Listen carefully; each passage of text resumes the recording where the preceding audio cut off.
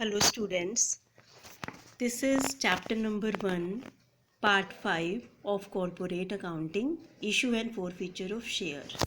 कुछ टॉपिक इस चैप्टर के हम अपने लास्ट वीडियो में कवर कर चुके हैं। आज इस वीडियो का जो मेन टॉपिक है वो है प्राइवेट प्लेसमेंट ऑफ शेयर।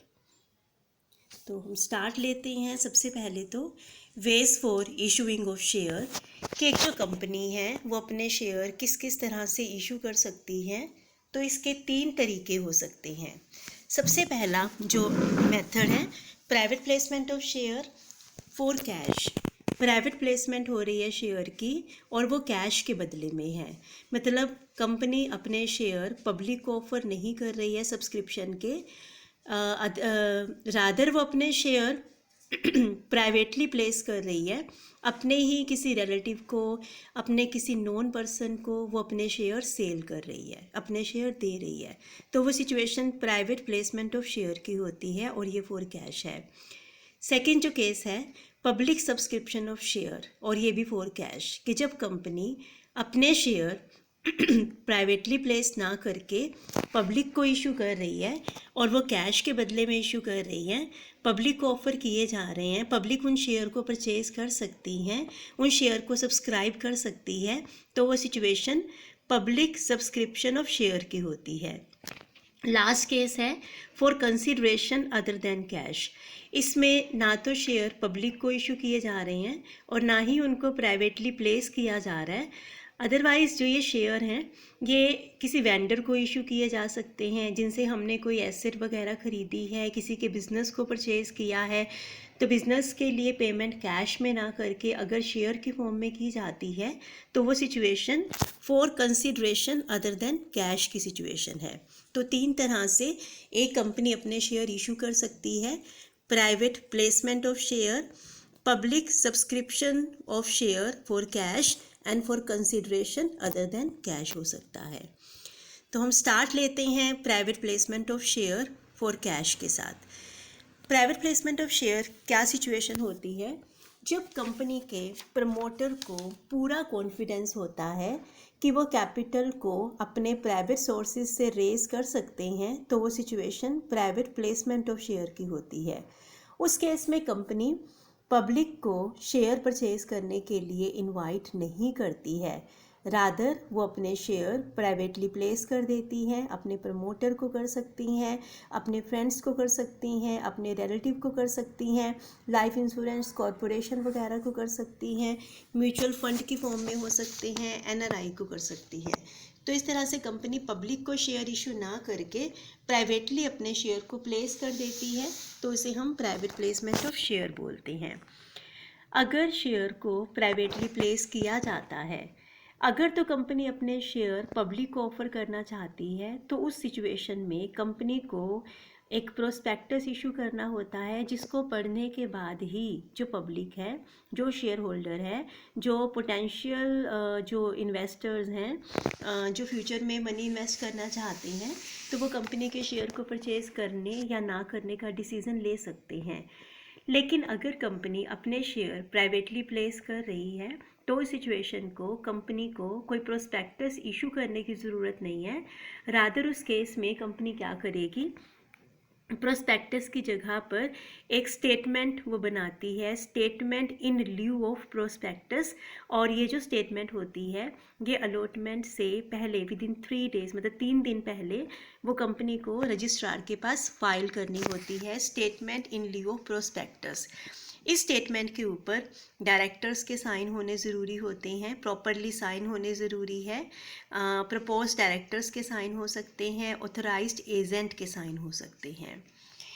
एक और क्या इम्पोर्टेंट पॉइंट है प्राइवेट प्लेसमेंट की रिगार्डिंग, जब एक बार शेयर को प्राइवेटली प्लेस किया जाता है और उनको अगर डायरेक्टर ने परचेज कर लिया है तो इसका फिर एक लॉक इन पीरियड होता है। लॉक इन पीरियड 3 सालों का है, 3 इयर्स के लिए लॉक इन पीरियड होगा। और जिसने भी उन शेयर को परचेज़ किया है वो 3 साल तक इन शेयर को किसी और को रीसेल नहीं कर सकता है, किसी को भी वो सेल नहीं कर सकता है। तो वो situation private placement of share की है। अब प्राइवेट प्लेसमेंट ऑफ शेयर में ही एक टर्म आती है स्वीट इक्विटी शेयर। अब ये स्वीट इक्विटी शेयर क्या है? स्वीट इक्विटी शेयर, ये वर्ड स्वेट से बना है। स्वेट का मतलब मेहनत, पसीना। तो जो एम्प्लॉयज़ हैं, बेसिकली ये जो शेयर है वो एम्प्लॉयज़ को दिए जाते हैं उनकी नो हाउ के बदले में, उनके इंटेलेक्चुअल प्रॉपर्टी राइट के बदले में। जब ये शेयर दिए जाते हैं तो उन्हें हम स्वीट या स्वेट इक्विटी शेयर हम कह सकते हैं। जो स्वीट इक्विटी शेयर है इनको कंपनी इशू करती है अपने वर्कर को, अपने एम्प्लॉयज़ को, अपने डायरेक्टर्स को इशू कर सकती है। और ये शेयर कंसेशनल रेट पर दिए जाते हैं। कंसेशनल रेट का मतलब डिस्काउंट पर इशू किए जाते हैं, और अदर देन कैश भी हो सकते हैं। ठीक है, तो इस तरह से कंपनी अपने शेयर अपने वर्कर को दे सकती है, एम्प्लॉयज़ को दे सकती है। जब स्वेट इक्विटी शेयर को इशू किया जाता है तो कुछ ऐसी कंडीशंस हैं जिनको कंपनी के लिए फुलफ़िल करना ज़रूरी होता है। और वो कौन कौन सी कंडीशंस हैं? सबसे पहले तो issue of sweat equity share, ये एक स्पेशल रिजोल्यूशन से ऑथराइज्ड होना ज़रूरी है। तो कंपनी की जनरल मीटिंग के अंदर एक स्पेशल रिजोल्यूशन पास करना पड़ता है। इसके बाद ही कंपनी स्वेट इक्विटी शेयर को इशू कर सकती है। और जो ये स्पेशल रिजोल्यूशन पास किया जाता है इसके अंदर शेयर का जो नंबर है, शेयर का नंबर मेंशन किया जाएगा, शेयर का नंबर कितना है। देन इसके बाद उनका जो करंट मार्केट प्राइस है उसको मेंशन करते हैं, कितने में हम उनको सेल कर रहे हैं वो कंसिडरेशन मेंशन किया जाता है। क्लास या क्लासेस ऑफ डायरेक्टर, एम्प्लॉयज़ जिनको वो शेयर दिए जा रहे हैं तो उनको भी मेंशन कर सकते हैं इस पर्टिकुलर रिजोल्यूशन के अंदर। थर्ड कंडीशन क्या है कि एक नई कंपनी शेयर स्वेट इक्विटी की फॉर्म में इशू नहीं कर सकती है। एक ऐसी कंपनी जिसको एस्टैब्लिश हुए, जिसको अपने बिजनेस को स्टार्ट किए हुए 1 साल हो चुका है, 1 ईयर हैज़ बीन कंप्लीटेड, तो उस केस में वो कंपनी अपने शेयर स्वेट इक्विटी की फॉर्म में इशू कर सकती है। Fourth condition is sweat equity share जब इशू किए जाते हैं तो उन्हीं शेयर को इशू किया जा सकता है, वही कंपनी कर सकती हैं जिसके शेयर एक रिकग्नाइज्ड स्टॉक एक्सचेंज पर लिस्टेड होते हैं। सेबी की गाइडलाइंस के अकॉर्डिंग, सेबी की रेगुलेशंस के अकॉर्डिंग, जब एक कंपनी के शेयर एक रिकग्नाइज्ड स्टॉक एक्सचेंज के ऊपर लिस्टेड होंगे तभी वो अपने शेयर स्वेट इक्विटी की फॉर्म में इशू कर सकती है। लास्ट है कि इनका फिर एक स्वेट इक्विटी जब एक बार परचेज़ कर लिए जाते हैं तो इनका लॉक इन पीरियड होता है 3 ईयर का। 3 साल तक इन शेयर को रीसेल नहीं किया जा सकता। तो ये स्वेट इक्विटी शेयर होते हैं। इसके बाद एक टर्म आती है इसी में ही, इसोप या इसोस। इसोप मतलब employees stock option plan, ESOS employees stock option scheme है ये। तो एम्प्लॉयज़ स्टॉक ऑप्शन प्लान होती है। तो ये 4 वर्ड बेसिकली इसके अंदर है। एम्प्लॉयज़, तो ये एम्प्लॉयज़ के लिए है स्पेसिफिकली। स्टॉक का मतलब उनको शेयर दिए जा रहे हैं, कैपिटल कंट्रीब्यूशन में उनको राइट दिया जा रहा है। ऑप्शन का मतलब उनके पास से राइट है, उनके पास ये ऑप्शन है और इस ऑप्शन का वो यूज़ कर भी सकते हैं और नहीं भी कर सकते हैं। तो ये ऑब्लिगेशन नहीं है, मैंडेटरी नहीं है। उनको राइट है कि अगर वो चाहें तो शेयर को परचेज़ कर सकते हैं। और ये एक प्लान होती है, प्रॉपरली इसको प्लान किया जाता है जिससे एम्प्लॉयज़ कंपनी के शेयर को परचेज़ कर सकते हैं। तो एम्प्लॉय स्टॉक ऑप्शन प्लान में एम्प्लॉयज़ को राइट दिया जाता है, ऑफिसर्स को राइट दिया जाता है, डायरेक्टर को राइट दिया जाता है कि वो फ्यूचर डेट में एक प्री डिटरमाइंड प्राइस के ऊपर कंपनी के शेयर को परचेज़ कर सकते हैं। अब ऐसा कंपनी क्यों करती है, क्या इसके मेन ऑब्जेक्टिव होते हैं? तो सबसे पहला जो ऑब्जेक्टिव है, to motivate the employees to have a higher participation in company and inculcate the feeling of belongingness. तो हम एम्प्लॉयज़ को मोटिवेट कर रहे हैं कि उनका और ज़्यादा पार्टिसिपेशन कंपनी के अंदर हो सकता है और उनमें कंपनी के साथ एक बिलोंगिंगनेस की जो फीलिंग है उसको भी बढ़ाया जा सकता है।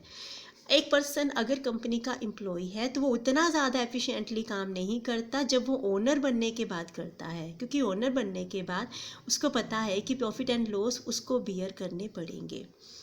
थर्ड है to hire and retain the high calibre employees, कि जब हम अच्छे बड़े कैलिबर एम्प्लॉयज़ को हायर करना चाहते हैं, उनको रिटेन करना चाहते हैं, तो सिचुएशन में ये जो प्लान होता है वो कंपनी के लिए बहुत ज़्यादा बेनिफिशियल होता है। इसके बाद आता है कि स्वीट जो ये सोप है ये किन को ऑफ़र की जा सकती है, कौन एलिजिबल है इनको परचेज़ करने के लिए। सबसे पहला तो ये उन्हीं एम्प्लॉयज़ को दिए जा सकते हैं जो कंपनी के परमानेंट एम्प्लॉयज़ हैं, चाहे वो इंडिया के अंदर है या वो एब्रॉड में है। कंपनी के डायरेक्टर्स हो सकते हैं, कंपनी की सब्सिडरी या होल्डिंग कंपनी के एम्प्लॉयज़ हो सकते हैं, चीफ एग्जीक्यूटिव ऑफिसर हो सकते हैं, चीफ ऑपरेशन ऑफिसर्स हो सकते हैं। तो उनको शेयर इशू किए जा सकते हैं इसोप के अंडर। इसके बाद कुछ टर्म्स हैं जो इसोप में यूज़ होती हैं एम्प्लॉय स्टॉक ऑप्शन प्लान में या एम्प्लॉय स्टॉक ऑप्शन स्कीम में। तो सबसे पहले जो टर्म आती है that is grant date. Grant date का मतलब क्या होता है, जिस दिन एम्प्लॉयज़ को कंपनी ये ऑप्शन दे रही है कि वो फ्यूचर की डेट में कंपनी के शेयर को प्री डिटरमाइंड प्राइस के ऊपर परचेज कर पाएंगे, तो वो डेट ग्रांट डेट होती है। इसके बाद सेकंड आती है वेस्टिंग डेट। ये वो डेट होती है जिस दिन एम्प्लॉयज़ को राइट मिल जाता है कि वो शेयर को परचेज़ करने के लिए अप्लाई कर सकते हैं। जब ये राइट उनको मिल जाता है तो वो डेट वेस्टिंग डेट होती है। वेस्टिंग पीरियड का मतलब कि जिस टाइम तक वो अपने राइट का यूज़ कर सकते हैं, जिस टाइम ड्यूरेशन में, तो उसको वेस्टिंग पीरियड बोला जाता है। ऑप्शन का मतलब क्या है, ये एक राइट है, इसको हम राइट कह सकते हैं। राइट है, ये ऑब्लिगेशन नहीं है जो एम्प्लॉयज़ को दी गई है कि वो शेयर को प्री डिटरमाइंड प्राइस पर ख़रीदने के लिए एप्लीकेशन दे सकते हैं। इसके बाद आता है एक्सरसाइज पीरियड। ये वो पीरियड होता है जिसके बाद जो एम्प्लॉयज़ हैं वो शेयर को परचेज़ नहीं कर पाएंगे, शेयर को परचेज़ करने के लिए अप्लाई नहीं कर पाएंगे। ये एक्सरसाइज जो पीरियड होता है ये वेस्टिंग पीरियड के बाद आता है। एक्सरसाइज प्राइस, अब ये कौन सा प्राइस है, जिस प्राइस पर एम्प्लॉयज़ अपनी ऑप्शन का यूज़ कर सकते हैं, ऑप्शन को एक्सरसाइज कर सकते हैं, तो उस प्राइस को एक्सरसाइज प्राइस बोला जाता है। फिर आती है इंट्रिंसिक वैल्यू। इंट्रिंसिक वैल्यू को कैसे कंप्यूट किया जाता है, इंट्रिंसिक वैल्यू मार्केट प्राइस और एक्सरसाइज प्राइस का डिफरेंस होता है। मार्केट प्राइस जितने में कंपनी अपने शेयर को सेल कर सकती है उस टाइम पर, तो वो मार्केट प्राइस होगा, और एक्सरसाइज प्राइस जितने में कंपनी अपने एम्प्लॉयज़ को ऑप्शन दे रही है कि वो कंपनी के शेयर को परचेज़ कर पाएंगे, तो वो एक्सरसाइज प्राइस होता है। मार्केट प्राइस और एक्सरसाइज प्राइस का जो डिफरेंस होगा उसको इंट्रिंसिक वैल्यू बोला जाता है। और लास्ट जो टर्म आती है वो है फेयर वैल्यू। फेयर वैल्यू का मतलब ये एक ऐसी ऑप्शन होती है जिसके अंडर फेयर वैल्यू को कंप्यूट किया जाता है शेयर की फेयर वैल्यू कंप्यूट करते हैं, और इस वैल्यू को कंप्यूट करने के लिए सेबी की गाइडलाइंस को फॉलो किया जाता है। उसके अंडर शेयर की फेयर वैल्यू की कैलकुलेशन होती है। तो ये था कि इसोस में कौन कौन सी टर्म्स हैं जो यूज़ की जाती हैं। इसोप की तरह एक और स्कीम होती है employee stock purchase scheme. Employee stock purchase scheme ये एम्प्लॉय स्टॉक ऑप्शन प्लान से कैसे डिफ़र करती है। जो एम्प्लॉय स्टॉक ऑप्शन प्लान है वो पर्टिकुलरली एम्प्लॉयज़ के लिए होती है। एम्प्लॉयज़ प्री डिटरमाइंड प्राइस के ऊपर फ्यूचर में शेयर को परचेज़ कर सकते हैं, और मोस्टली केसेस में वो जो प्राइस होता है वो मार्केट प्राइस से कम होता है। लेकिन अगर हम एम्प्लॉय स्टॉक परचेज स्कीम की बात करें तो यहाँ पर एम्प्लॉयज़ को एक स्कीम दी जा रही है। जब कंपनी पब्लिक को शेयर इशू करती है तो एम्प्लॉयज़ अगर चाहें तो वो कंपनी के शेयर को परचेज़ कर सकते हैं। तो ये एम्प्लॉयज़ को एक स्कीम दी जाती है, उनके लिए मैंडेटरी नहीं होता है। तो अगर वो चाहते हैं तो कंपनी के शेयर को परचेज़ कर सकते हैं, लेकिन वो प्राइस सेम ही होगा जिस प्राइस पर कंपनी पब्लिक को शेयर ऑफर कर रही है। मतलब ये पब्लिक इशू का ही पार्ट होता है। एम्प्लॉयज़ को हम उनको दे रहे हैं। तो इसोप जो है इसोस या इसोप की तरह ही इसमें भी एक स्कीम होती है जिसमें एम्प्लॉयज़ कंपनी के शेयर को परचेज़ कर सकते हैं। तो अभी जो हमने ये टॉपिक किया इसोप, तो इसोप को ही हम प्रैक्टिकल क्वेश्चन से समझ सकते हैं कि अकाउंटिंग ट्रीटमेंट इसोप का कैसे होता है।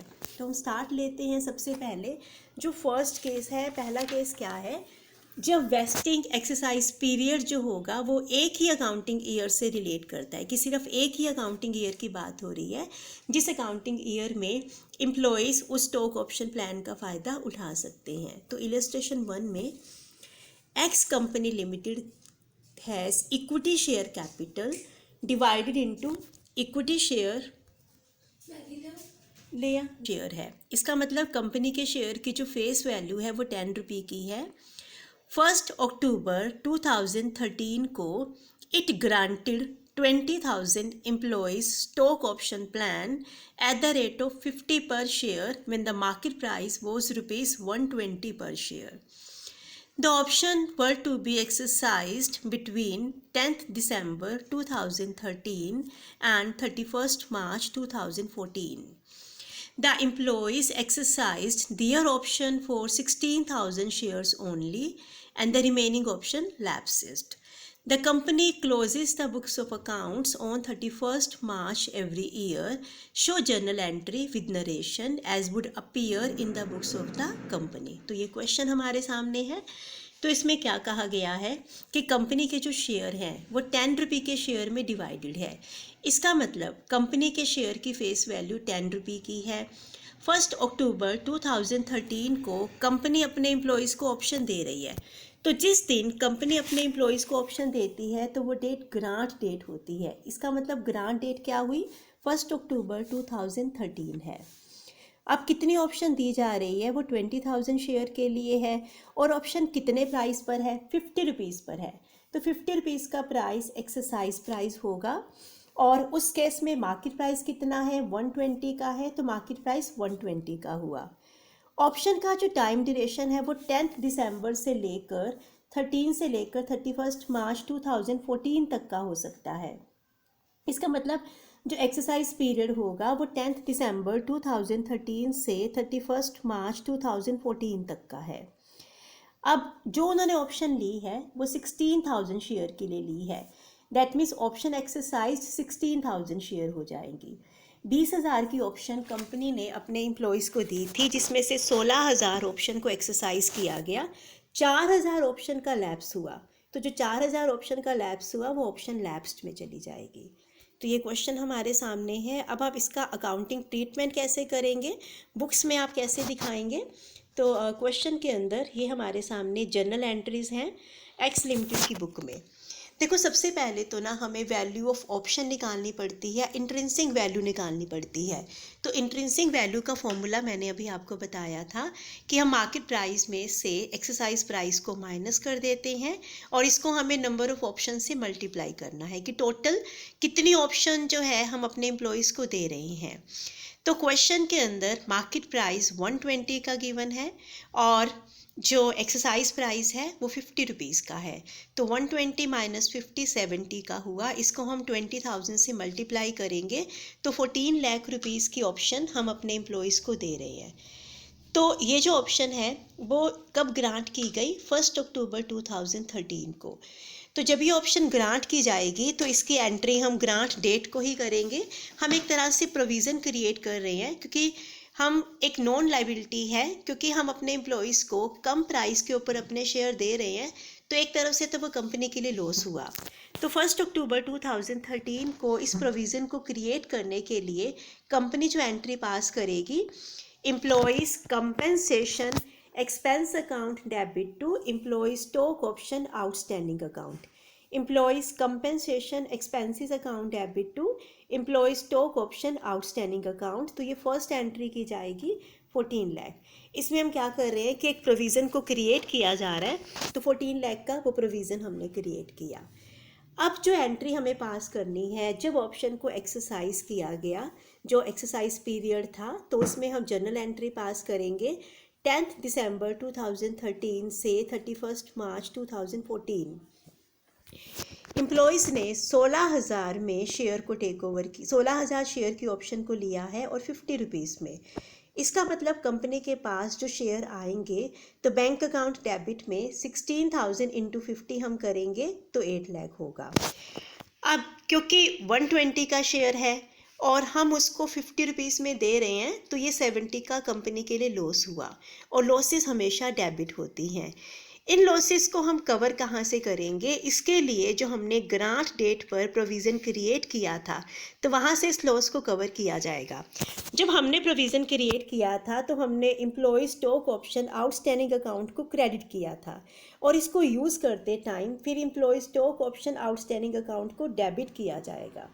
16,000 की ऑप्शन है, इंटू 70 रुपीज़ का इंट्रिंसिक वैल्यू है, तो इससे हम इसको मल्टीप्लाई कर देंगे तो ये प्राइस हमारे सामने अवेलेबल है, दैट इज़ 11,20,000। तो इसको भी हमें डेबिट करना होगा। अब आगे हम बात करते हैं कि क्रेडिट क्या होगा। कंपनी का शेयर 10 रुपये का है, लेकिन कंपनी के शेयर की जो मार्केट वैल्यू है वो 120 की है। इसका मतलब कंपनी अपने 10 रुपये के शेयर को 120 में दे रही है। अगर कंपनी अपने 10 रुपये के शेयर को 120 में दे रही है तो कंपनी के लिए 110 रुपीज़ का प्रीमियम हुआ, और प्रीमियम जब हम इशू करते हैं शेयर को तो वो क्रेडिट होता है। तो जब हम जनरल एंट्री में क्रेडिट करेंगे तो सबसे पहले तो हमें equity share capital, face value capital का पार्ट बनती है, तो 16,000 शेयर की ऑप्शन को एक्सरसाइज किया गया, इसको 10 से मल्टीप्लाई करना होगा। जो 10 रुपये की फेस वैल्यू है तो उससे हम मल्टीप्लाई करेंगे, और क्रेडिट हम क्या करेंगे? सिक्योरिटी प्रीमियम अकाउंट, तो सिक्योरिटी प्रीमियम 110 का बचा, तो यहाँ हम 16,000 को 110 से मल्टीप्लाई करेंगे। तो पूरी जो जनरल एंट्री हम पास करेंगे, bank account debit 16,000 into 50, employee stock option outstanding account 16,000 into 70, to equity share capital account 16,000 into 10, और to security premium account 16,000 into 110 होगा। तो ये है जब ऑप्शन को एक्सरसाइज किया गया। इसके बाद जिन ऑप्शन का लैप्स हुआ, जिनको एम्प्लॉयज़ ने एक्सेप्ट नहीं किया है, जिनका यूज़ नहीं किया है, तो उनका हम लास्ट डेट को एंट्री पास करेंगे। जो हमने फर्स्ट एंट्री पास की थी उसी एंट्री को रिवर्स कर दिया जाएगा, क्योंकि अब वो प्रोविज़न हमें यूज़ नहीं करना है। तो लास्ट डेट 31 मार्च 2014 को ये एंट्री पास करेंगे। Employee stock option outstanding account debit to employees compensation expenses account. हमने फर्स्ट एंट्री में इसकी एक एंट्री पास की थी, employees compensation expenses account debit to employee stock option outstanding account. तो जब लैप्स होता है, जब टाइम ड्यूरेशन हमारा चला जाता है, तो लास्ट डेट को ऊपर वाली एंट्री को हम रिवर्स कर देते हैं। Employee stock option outstanding account debit to employees compensation expenses account 4,000 को 70 से मल्टीप्लाई करेंगे। 4,000 ये ऑप्शंस थी जिनका लैप्स हुआ, और 70 ये जो प्राइस है इंट्रिंसिक वैल्यू है, तो उससे हमें मल्टीप्लाई करना है। अब लास्ट में क्या होगा? जो एम्प्लॉयज़ कंपेंसेशन एक्सपेंसेस हैं, क्योंकि जितने भी एक्सपेंसेस होते हैं वो अकाउंटिंग ईयर की लास्ट डेट को P&L से राइट ऑफ हो जाते हैं, तो इन एक्सपेंसेस को भी हमें स्टेटमेंट टू P&L से राइट ऑफ करना होगा। राइट ऑफ करने की जो एंट्री हम पास करेंगे, स्टेटमेंट ऑफ P&L डेबिट होगा to employees compensation expenses account. Statement of P&L debit to employees compensation expenses account. अब ये अमाउंट कहाँ से आएगी 11,20,000 की? देखो बेटा, फर्स्ट एंट्री के अंदर जो एम्प्लॉयज़ एक्सपेंसेस थे वो 14 लाख के थे, ये डेबिट हो रहे थे। थर्ड एंट्री के अंदर हमने एम्प्लॉयज़ कंपेंसेशन एक्सपेंसेस को 280 से क्रेडिट किया। अगर आप इसका नेट बैलेंस देखें तो 14 लाख में से 2,80,000 को अगर हम डिडक्ट करें तो इनका डेबिट बैलेंस 11,20,000 का आता है। इसका मतलब हमें 11,20,000 को राइट ऑफ करना होगा, और इनको right of statement of P&L से किया जाएगा। तो लास्ट एंट्री हम पास करेंगे, statement of P&L debit to employees compensation expenses account 11,20,000। तो 11,20,000 बेसिकली ये जो अमाउंट है ये 14 लाख और 2,80,000 का डिफरेंस है। 14 लाख से ये जो अमाउंट है वो बेसिकली डेबिट हो रही थी, और 2,80,000 से ये क्रेडिट हो रही थी। तो जो नेट इफेक्ट है वो 11,20,000 का डेबिट बैलेंस है। तो राइट ऑफ करते टाइम हम इसको क्रेडिट करेंगे और स्टेटमेंट ऑफ P&L को डेबिट करेंगे। तो ये ESOP था, एम्प्लॉय स्टॉक ऑप्शन प्लान। ये क्या होती है, इसका अकाउंटिंग ट्रीटमेंट हम कैसे करते हैं, तो मैंने अभी आपको इस वीडियो में बताया। इस वीडियो में अभी हमने जो टॉपिक किया है वो सिर्फ 1 साल का ही किया है कि जब 1 ईयर का ही एक्सरसाइज पीरियड होता है, 1 साल के अंदर अंदर एम्प्लॉयज़ को अपनी ऑप्शन को एक्सरसाइज करना होता है। अगली जो वीडियो है उसके अंदर मैं इसके अगले केसेस आपको करवाऊंगी। आई होप आपको ये टॉपिक समझ में आया होगा। Thank you.